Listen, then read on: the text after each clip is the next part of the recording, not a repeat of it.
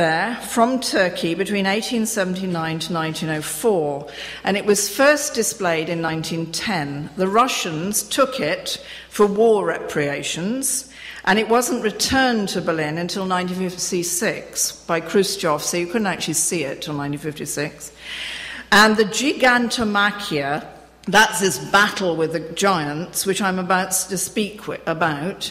It's 371 feet long, or it's 113 meters. Now, although the Greeks didn't use those measurements, the interesting thing is it doesn't matter how you measure this, the measurements always come out as prime numbers, so that's quite peculiar.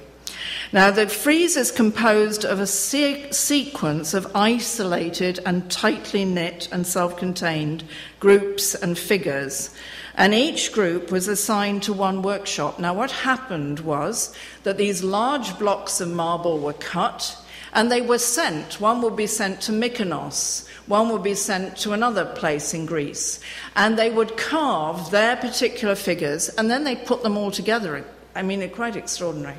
So they must have had some way of communicating perhaps they had a huge drawing or something, but in the different blocks have been done by different parts of the Greek Empire, as it was then, to show their loyalty. So they went to different studios all over the area. And we know this because the workshop and the signatures and the city names are often carved on the block, so we know where some of them came from. And we equally know some of the names of the gods and goddesses because they're still legible. And some of the sculptures could have been carved actually by women, because they're more and more they're discovering, the archaeologists, that female sculptors did exist in Greek and were working in them with male sculptors in these different areas. The blocks come from a marble quarry in Marmara, and they consist of 380 tons of high-quality marble. And the sequences have been read as east, the Olympians. No, I'll go on a bit.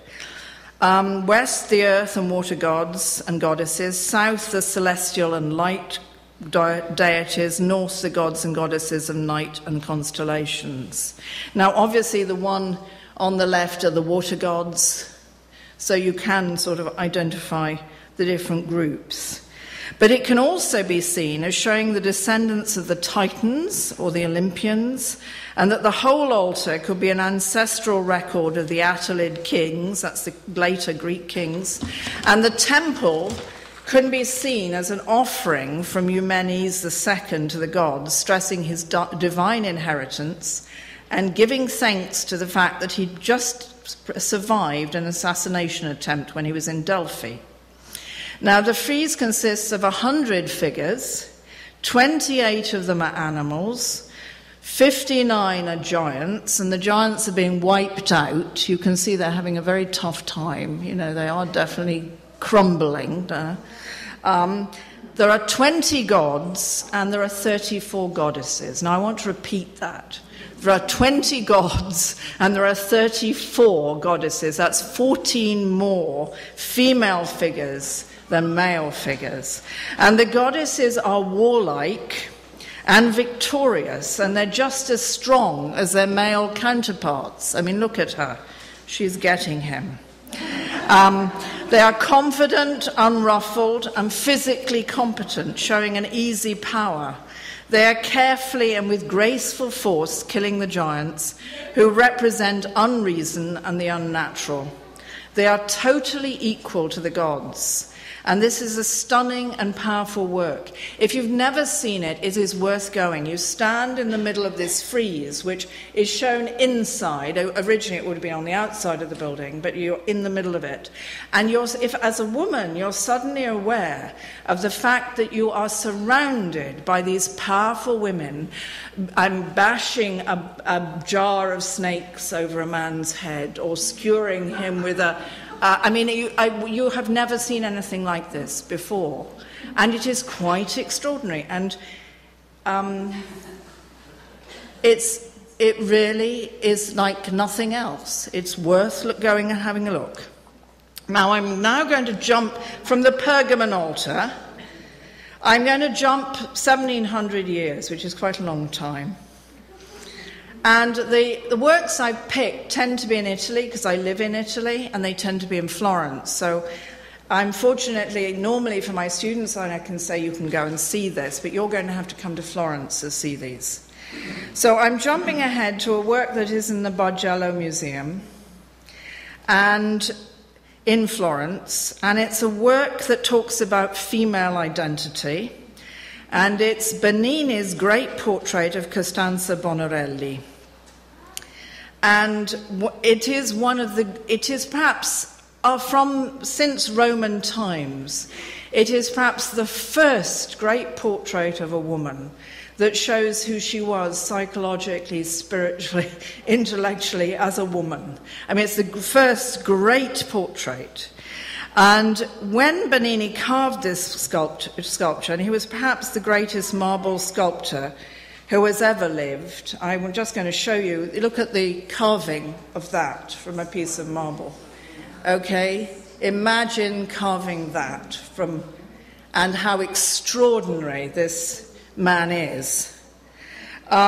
He was deeply and passionately in love with Costanza, and that passion for her whole being, her person, her mind, is contained in this work.